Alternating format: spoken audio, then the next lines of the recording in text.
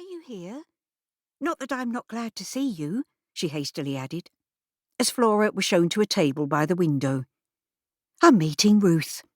It seems she's in the area on business, and she invited me to have lunch with her. Here she is now.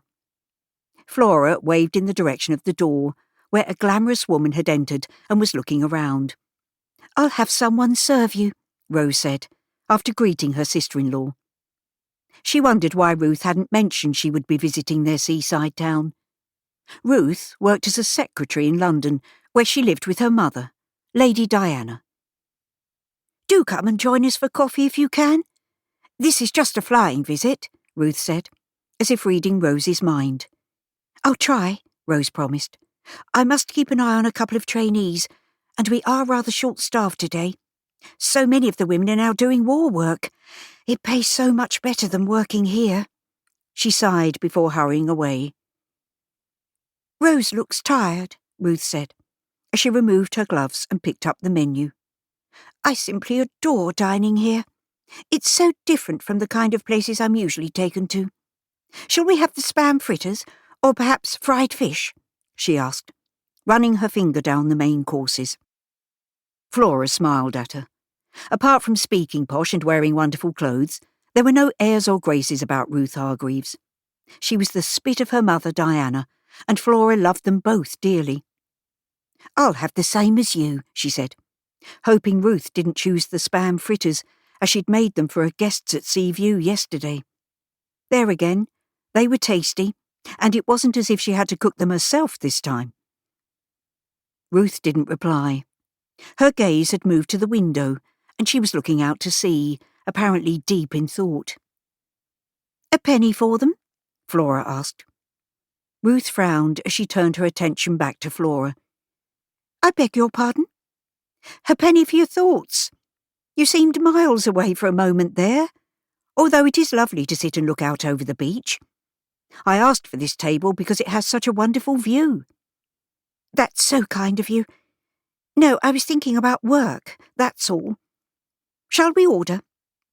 Ruth asked, as a nippy in her smart black and white uniform arrived at their table, pencil in hand. Flora wasn't fooled.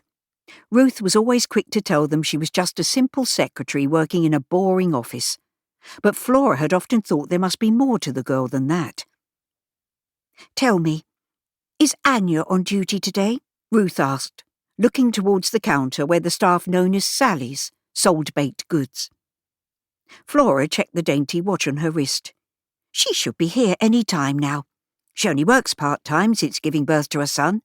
She fits her work hours around Joyce Hannigan, who cares for him when not at work herself. Is there anyone living at Seaview who doesn't work? Ruth chuckled before giving their order to the nippy. Fried fish and chips, I think, and a large pot of tea. Real seaside food, she said, again looking out to sea. The view was so much better before the war and the beach defences, Flora sighed. I can't wait for the day our children can play on the sand again and holidaymakers return to Thanet. There was always something special about having visitors for a week or two. I know I have my permanent guests, but... You want your life to return to normal? Ruth finished her sentence. Do you think it ever will? Flora asked, as the nippy appeared with the tea tray. She helped the young woman place the items onto the table before thanking her. We will damn well try, Ruth assured her, again making Flora wonder about the part Ruth played in the war. The women tucked into their meal, making small talk, until the door opened and in walked Anya, the Polish woman who had resided at Seaview since escaping her country in search of her pilot husband, Henyo. Ruth's eyes lit up. Did you wish to have a word with Anya? Flora asked, dabbing at her mouth with the napkin. Is it that obvious?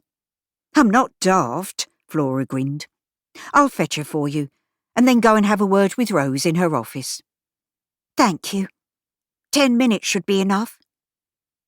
Flora left the table and hurried to the staff room, where Anya was removing her coat. Ruth would like a word with you, she said quietly, not wishing the other staff to hear. Anya looked hopeful.